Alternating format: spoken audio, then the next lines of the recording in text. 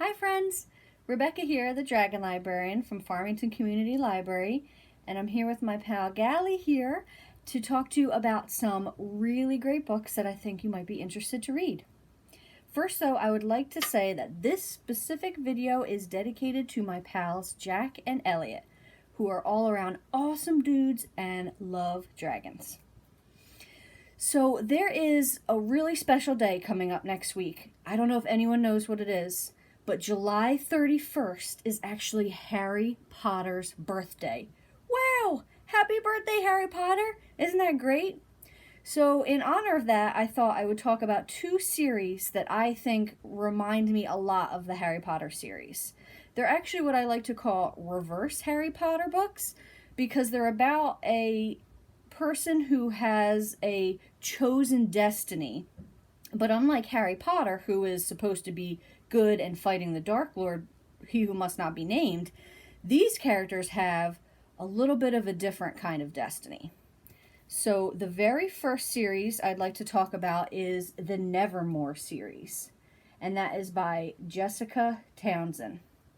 The first book in the series is called The Trials of Morrigan Crow, and the second book in the series is called The Calling of Morrigan Crow. So these are the two books that are out in the series right now. There is a third book that should be coming out sometime this fall, hopefully. So this series is for readers 8 and up, and it's about a girl named Morrigan Crow who was born on the night of Eventide, which happens to be the most unlucky day of the entire universe. So she was born on this unlucky day, and because of that, she's been blamed for every single bad thing that happens in her town. If there's a bad rainstorm, she gets blamed for it. If somebody falls off the roof, she gets blamed for it, even if it's not her fault. It's totally unfair. But the worst part of being born on Eventide is that she is doomed to actually die on her 11th birthday. Can you believe that? That's awful, right? So she's doomed to die. However, right before her birthday, she is saved by this mysterious man named Jupiter North, who takes her to this magical city called Nevermoor and has her join what's called the Wondrous Society. What is that? What is going on in this place? You're going to have to read it to find out. And again, this series is called the Nevermoor series. The second series is the Magisterium series, and that is by Holly Black and Cassandra Clare. The first book in the series is this one, which is called The Iron Trial. After that, we have The Copper Gauntlet. And then we have The Bronze Key. Next is The Silver Mask.